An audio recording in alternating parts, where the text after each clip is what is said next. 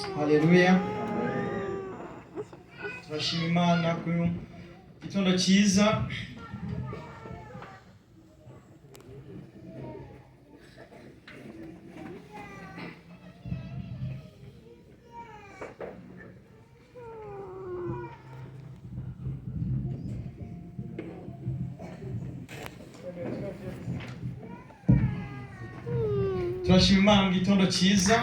Nous remercions Dieu pour ce bon matin. Nous venons d'entendre des bonnes paroles et nous avons été bénis avec la parole d'introduction. La foi sans les œuvres est vaine. Alléluia. Alléluia. Ce matin, nous allons regarder ensemble ce qui était ici hier soir, même aussi donc samedi passé. On nous a appris donc ce qui pousse les gens à venir à l'église. Donc les gens viennent dans le temple de Dieu pour prier. Et ils viennent aussi pour louer Dieu. Alléluia. Alléluia. Et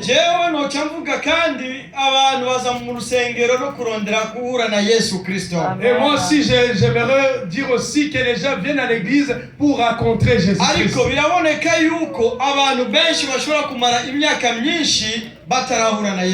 Et donc il paraît que les gens peuvent passer beaucoup d'années sans avoir rencontré Jésus-Christ.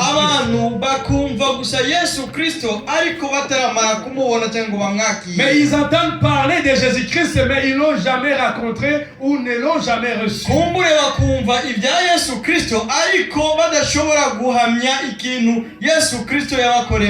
Peut-être donc ils entendent parler de Jésus-Christ, mais eux, ils ne peuvent pas témoigner de ce que Jésus-Christ a fait pour eux.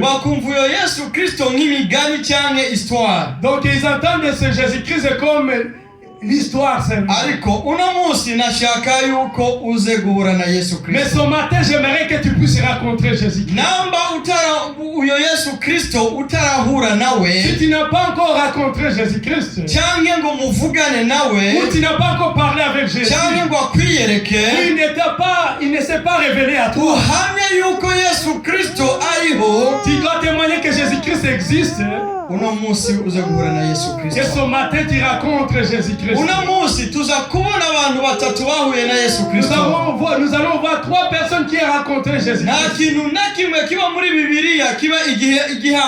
Donc rien ne se passe dans la Bible par hasard. Ça veut dire tout ce qui est écrit dans la Bible. Tout ce qui s'est passé dans la vie de Jésus-Christ. Donc c'est un enseignement pour donc, les générations à venir. Ces gens qui ont rencontré Jésus, ça s'est passé donc dans la première génération. Mais ça devrait donc nous enseigner nous autres qui allons venir après. Mais la Bible, où tout ce que Dieu a fait, il a fait avec un plan. Jésus-Christ a rencontré ces 3 personnes. L'un était un Africain, l'autre était un Européen, et l'autre venait de l'Asie. Mais tous ces 3 personnes ont rencontré Jésus-Christ. Et donc parmi ces 3 personnes, personne n'avait prévu de rencontrer Jésus. Alléluia. Alléluia. Mais aujourd'hui toi aussi, ou dans ta vie, je ne sais pas dans quoi tu as passé, je ne sais pas comment tu étais avant, mais il y a un jour où tu as rencontré Jésus, et ta vie ancienne, donc tu as changé, tu es devenu une nouvelle créature. Et ces 3 personnes ne savaient qu'elle allait rencontrer Jésus-Christ. Mais lorsqu'ils ont rencontré Jésus-Christ, et donc tous ces 3 personnes ont changé. Nous allons voir cette personne. Cette personne qui vient de l'Afrique. Donc c'est Simon. Donc Simon de Corinthe. Haleluya. Uyo Simoni, donc Simon, yari umunyafrika. c'était un Africain. Wewe, lui, Bibiliya, la Bible, ntimuvugako cyane. donc la Bible n'en parle pas beaucoup. Ariko ugize ubushakashatsi, lorsque tu essaies de faire des recherches, hariyo ahandi bamuvuga. donc il y a un autre endroit où on parle de lui. Uyu Simoni w'i Korinti, c'est Simon de Corinthe. Mbega aha Korinti hari hehe? Donc où se trouvait Corinthe? Alléluia. Alléluia. Nagerageje kugira ubushakashatsi. J'essaie de faire des recherches. Sanga Korinti, j'ai trouvé que Corinthe, cyari igihugu cyo muri Libiya. donc c'est un pays qui c'est Libiya. C'était la Libye. Oui. None uyu muntu wo muri Libiya mbega vyagenze gute yisange ari Yerusalemu? Comment donc un homme qui vivait en Libye donc pouvait se trouver à Jérusalem? Alléluia. Alléluia. Hari impamvu. Donc il y avait une raison. Reka dusome Bibiliya. Nous allons lire la Bible ensemble. Matthieu 27:32. Reka tugende twihuta. Nous allons lire rapidement. Turaza gusoma umurongo umwe Nous gusa. allons lire seulement un seul verset. Matayo 27:32. Matthieu 27:32. Alléluia. Alléluia. Reka Albert dusome mu gifaransa. Lorsqu'ils sortirent, ils rencontrèrent un homme de Cyrène appelé Simon et ils le forcèrent à porter la croix de Jésus. Alléluia. Alléluia. La Bible nous dit, donc bariho baragenda, donc ils étaient en train de marcher. Il se trouva un homme, un homme de Cyrène, qui s'appelait Simon. Et on a parlé avec lui. Mais je vais retourner en arrière un peu. Donc ce Simon, la Bible n'en parle pas beaucoup. Même dans son verset, même dans son chapitre, donc on nous parle seulement dans son verset. On n'en parle plus. Donc mais j'essaie de chercher, donc ce Simon était qui? Il était qui?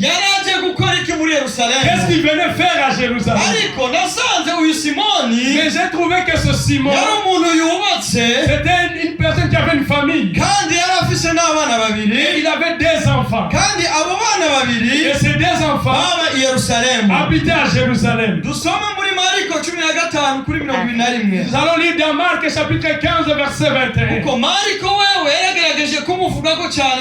Marc essaie de parler beaucoup sur cet homme. Marc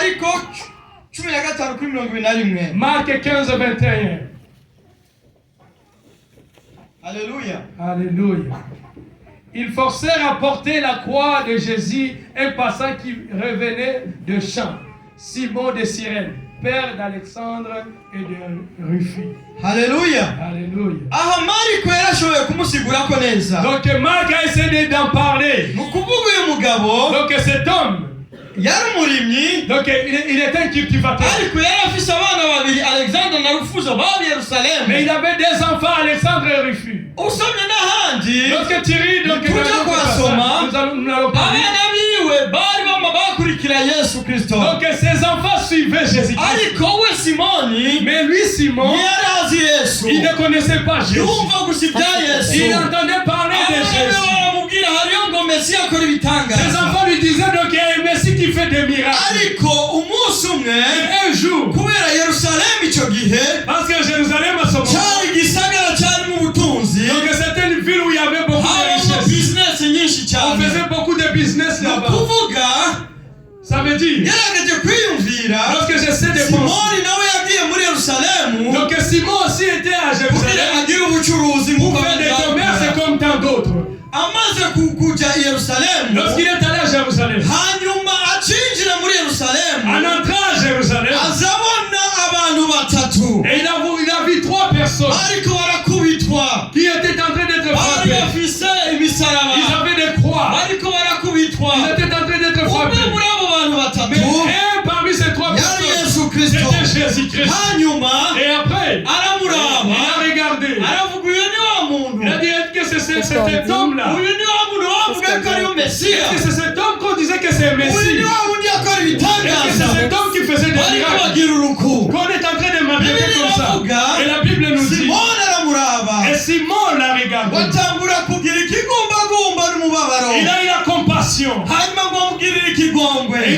pitié de lui. Lorsque tu lis sur ce passage, donc il s'est regardé avec Jésus-Christ. Et Jésus a regardé Simon. Et Simon a regardé Jésus. Et Simon donc était une personne qui voulait continuer son chemin. Mais les soldats romains donc ont regardé Simon. Ils lui ont dit, toi c'est toi homme. Il regarde donc cet homme qui a péché qu'ils sont en train de punir. Si elle a la compassion envers lui, donc elle prend sa croix et porte-la. Alléluia. Alléluia. La Bible nous dit, Simon, ce n'est pas lui qui a demandé d'aider Jésus-Christ. Alléluia. Alléluia. C'est là où nous devons donc nous porter plus attention. Simon n'a pas demandé de porter la croix. Mais Simon, on l'a forcé à porter la croix. Et après, on lui a donné cette donc il a pris cette croix sur lui. Alléluia. Alléluia. Donc en portant la croix, Simon il a rencontré Jésus-Christ à son moment. Alléluia. Alléluia. Qu'est-ce qu'il veut nous apprendre? Qu'est-ce que la Bible veut nous dire? Ça veut dire, dans cette vie, il y a des gens qui portent des fardeaux. Donc des fardeaux qui n'ont jamais cherché. Alléluia. Une personne marche avec un problème. Alors que ce problème, donc ça ne vient pas de lui, c'est pas lui la source. Alléluia. Alléluia. Mais la bonne nouvelle, donc en portant cette croix que tu n'es pas la source, donc en la portant, donc tu vas rencontrer Jésus. Alléluia. Alléluia. Ça veut dire Simon, donc ce qui n'a pas cherché lui-même, et il a rencontré Jésus. Il y a beaucoup de gens qui ont des problèmes. Les problèmes, donc ce n'est pas la source des problèmes. Et la personne se pose des questions, pourquoi moi? Donc tu as une maladie, alors que ce n'est pas à cause de toi. Peut-être ton mari t'a rejeté, il est parti chercher une autre femme. Mais toi tu restes là et tu te dis, qu'est-ce que moi j'ai fait? Donc tu vis une vie misérable. Qu'est-ce que j'ai fait quoi contre Dieu? Mais en portant cette croix, tu vas rencontrer Jésus-Christ. Alléluia. Alléluia. Ça veut dire, il y a d'autres. Donc il a le chagrin de ses enfants. Regarde ces gens. Il dit, oh Seigneur, qu'est-ce que je t'ai fait pour que mes enfants soient comme ça? Une personne donc elle porte un fardeau qui donc il n'est pas la source. Une autre personne, il dit, c'est ma femme. Si j'aurais su, je n'allais pas la marier. Alléluia. Alléluia. Imana idufashe cyane. Que Dieu nous aide. Ubundi nawe Une akavuga autre personne dit, mbega umugabo wanje donc mon mari, iyo nza kumenya ko ari uku si j'allais su, sinari kuwemera. je n'allais pas accepter. Umuntu akaba n'umubabaro La personne vit avec le akaba chagrin, n'umutwaro il vit avec un fardeau. atikwegeye. Un fardeau, donc. Ariko inkuru nziza, Mais la bonne nouvelle, inkuru nziza iri inyuma la y'ivyo, bonne nouvelle qui est après toutes ces choses, ukwikorera uyu mutwaro utarondeye dans cette croix que tu n'es pas la source, uzohura na Yesu. tu vas rencontrer Jésus-Christ. Haleluya. Alléluia. Bibiliya iratubwira La Bible nous dit muri Zaburi 55 dans Psaume 51 ku murongo wa 22 au verset 22, ngo muzane iyo mitwaro yose et donc amenez tous ces fardeaux, uyizanire kuri jewe amenez tous ces fardeaux sur moi, nanje nzobagirira et neza. moi aussi je vous ferai du bien. Haleluya. Alléluia. Uyu yari umuntu wa mbere C'était la un cultivateur. Donc il venait de l'Afrique. Il n'avait pas de projet de plan. Mais il a rencontré Jésus-Christ. Important, c'était quoi qu'il n'a pas demandé? Il a rencontré Jésus-Christ. Je crois, et sans avoir de doute. L'important, c'était quoi? Un jour, il vivra avec Jésus-Christ au ciel. Alléluia. Alléluia. Alléluia. Alléluia. Donc, c'est ma prière ce matin. C'est que tu acceptes d'amener son fardeau.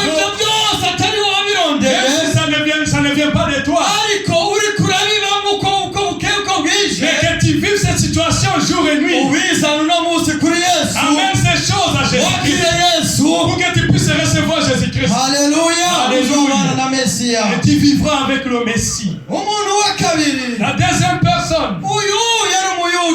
Celui-là était juif. C'est une personne qui connaissait la loi de Dieu. C'était une personne qui attendait le Messie. Les Juifs donc observaient les lois de Dieu. Donc ils ont grandi depuis leur bas âge, donc on les appelait la loi de Dieu. Mais un jour cet homme, donc il s'est retrouvé dans un endroit où il ne devait pas être.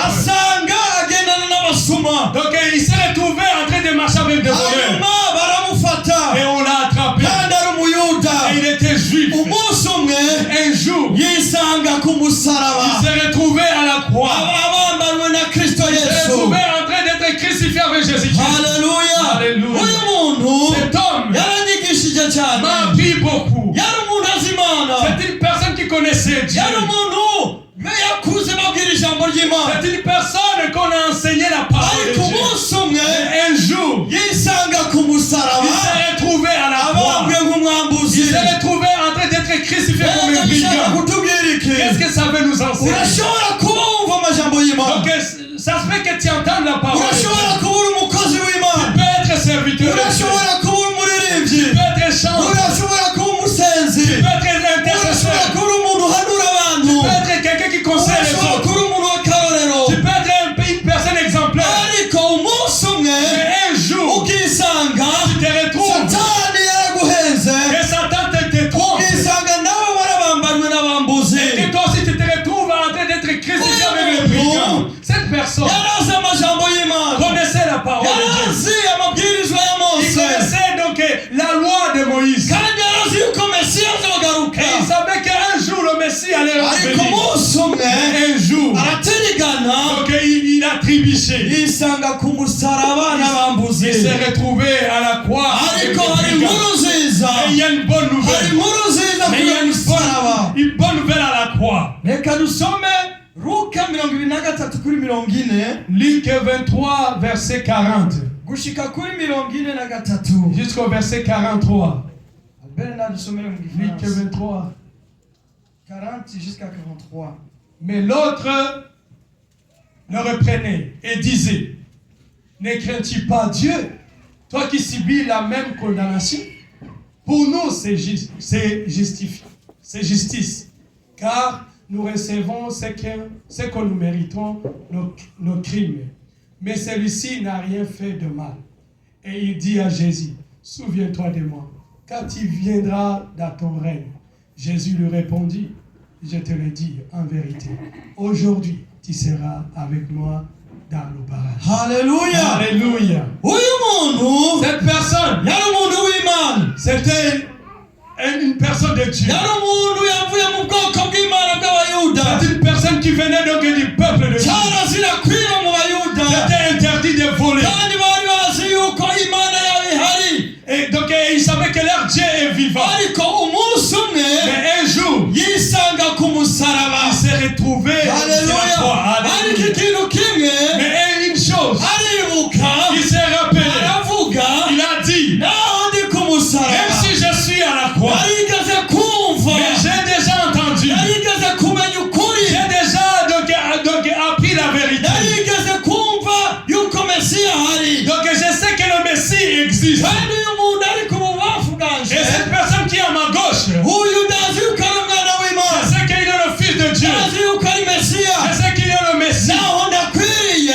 je ne suis pas digne. Mais c'est ce qu'il est Dieu. Et il a dit à son prochain, tu n'as pas honte. Nous méritons ce que nous avons fait. Mais lui, c'est le Fils de Dieu. Lui, c'est le Fils de Dieu. Il s'est rappelé qu'il y a le pardon. Il a dit, Fils de Dieu, je sais que tu es Fils de Dieu. Et je sais que tu reviendras. Rappelle-toi de moi. Lorsque tu reviendras, donc Jésus-Christ lui a dit. Il a dit donc à son même jour, à cette heure-là, je te dis la vérité. Aujourd'hui même, tu seras avec moi au paradis. Aujourd'hui même, tu seras avec moi au paradis. Alléluia. C'est bien de se rappeler. C'est bien de se rappeler qui tu es. C'est bien de se rappeler ce que Dieu a fait pour toi. C'est bien de se rappeler comment Dieu t'a utilisé. Rappelle-toi comme cette personne. Il a dit même si je suis juif, donc je suis rétrogradé. J'ai fait des choses qui n'est pas dit. Il a dit si Jésus, je sais que tu es le Fils de Dieu. Rappelle-toi de moi. Lorsque tu reviendras dans ton règne. J'aime Jésus. Jésus n'a pas regardé son CV. Il ne l'a pas demandé comment ça s'est passé. Il n'a pas dit parce que toi tu étais juif. Comment tu t'es retrouvé sur la croix? Il a dit seulement. Donc vu que tu t'es rappelé, vu que tu t'es rappelé que tu dois être un enfant de Dieu, aujourd'hui même, dans un clin d'œil, je serai avec toi dans le paradis. Alléluia. Alléluia. Aujourd'hui même, si tu crois, tu seras avec Jésus-Christ.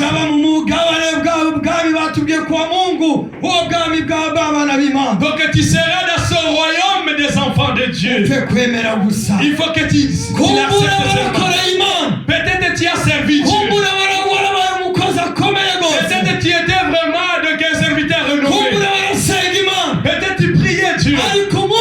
Mais un jour seulement, tu t'es retrouvé dans des choses honteuses. Mais il y a une bonne nouvelle ce matin. Accepte seulement. Dis à Jésus, je sais que tu es le Fils de Dieu. Je sais que tu es sur le trône de grâce. Aujourd'hui, ce matin, j'accepte que je puisse être avec toi dans le paradis. Que Dieu te fasse du bien. La troisième personne qui a rencontré Jésus, donc ce n'était pas prévu dans son plan. Celui-là m'a beaucoup étonné. C'est une personne très étonnante. C'était donc un général. C'était un centenier romain. Alléluia. Donc chez les Romains, ceux qui ont appris l'histoire des Romains, donc tu ne peux pas devenir centenier pour sans que tu ne sois une personne qui avait des études. Donc tu devais apprendre la philosophie romaine. Et tu devais être un homme fort aussi. Cette personne donc avait l'autorité de donner un ordre de te tuer et tu allais mourir. Donc ils étaient sans pitié. Donc il tuait l'enfant et même sa maman. Donc un centenier romain. Donc un endroit donc il rasait. Donc il ne blaguait pas. Et ça veut dire cette personne, lorsqu'ils ont vu tout ce qui s'est passé, Luc 23, 47. Luc 23, 47. Le centenier voyant ce qui était arrivé, glorifiant Dieu et dit: Certainement, cet homme était juste. Alléluia. Alléluia. Ça veut dire, lorsqu'il a vu tout ce qui s'est passé après que Jésus-Christ soit mort, donc il n'a pas regardé son grade. Il a dit, certainement. Donc la première des choses qu'il a commencé par louer Dieu. Alléluia. Alléluia. Il a loué Dieu, le Dieu des Israélites. Et il a dit après, il dit, certainement, cet homme était juste. Alléluia. Alléluia. Qu'est-ce que ça veut nous dire? Donc pour les gens qui ont de l'autorité, les gens qui se pensent qu'ils sont en haut des autres, et qui se disent donc moi je ne peux pas recevoir le salut, moi je ne peux pas m'humilier. Mais cette personne, c'est une personne respectée. Il a dit, il a glorifié Dieu. Il a dit certainement, cet homme était juste. Alléluia. Alléluia. Il a rencontré Jésus. Donc pendant qu'il ne le prévoyait pas. Est-ce que toi tu es une personne de dignité? Alléluia. Alléluia. Est-ce que toi tu te regardes comme Matthieu? Mais cette personne, donc dans l'histoire romaine, c'était une personne très très importante. Mais il s'est humilié. Il a glorifié Dieu. Alléluia. Alléluia. Est-ce que toi, tu es une personne de dignité, une autorité? Est-ce que tu es une personne qui a étudié? Est-ce que tu es une personne qui a des richesses?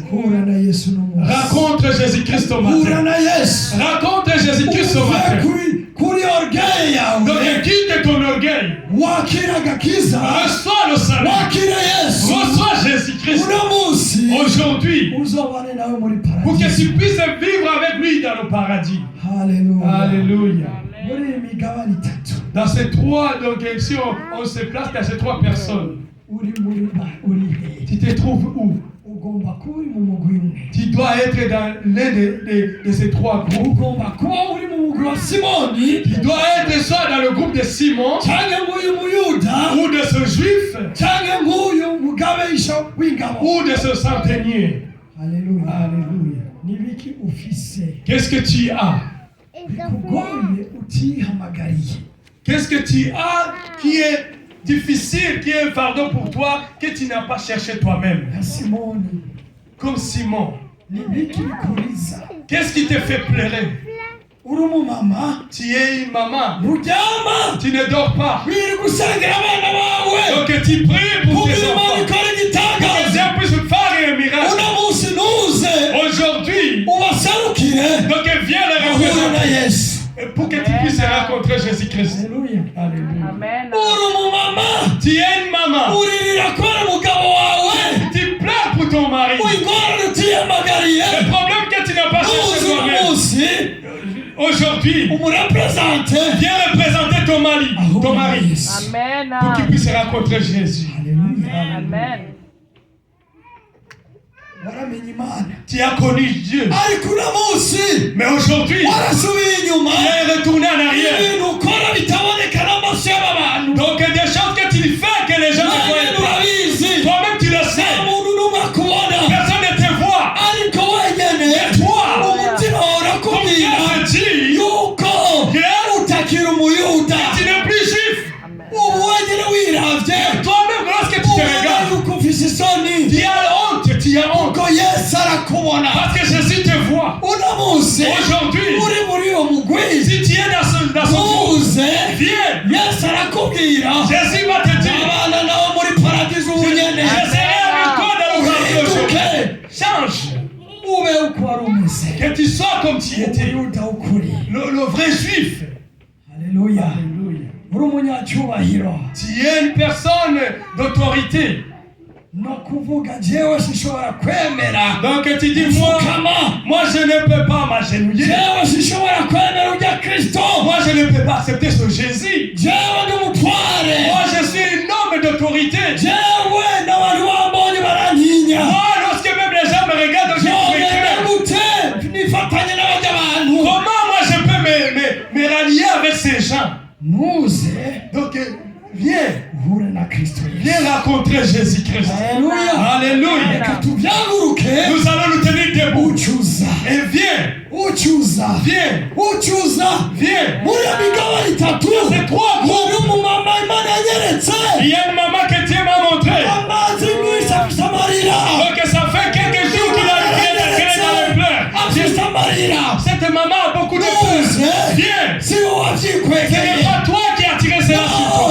Même si. Mais Jésus va te donner le repos. Jésus va te donner le repos. Tu es un homme d'autorité. Tu ne peux pas recevoir Jésus. Mais il y a un jour où tu vas chercher Jésus et tu ne le verras pas. Viens. Aujourd'hui, Jésus sera avec toi au paradis. Jésus sera avec toi au paradis. Reçois-le. Alléluia. Tu as travaillé pour Dieu plusieurs années. Mais aujourd'hui tu te regardes. Tu dis donc tu as honte de toi-même. Mais Jésus, mais il va être avec toi dans le paradis. Nous allons donner la parole à notre révérend. Yesu arashobora ibinanira abahinga. Yesu ntananirwa. Yesu arashobora.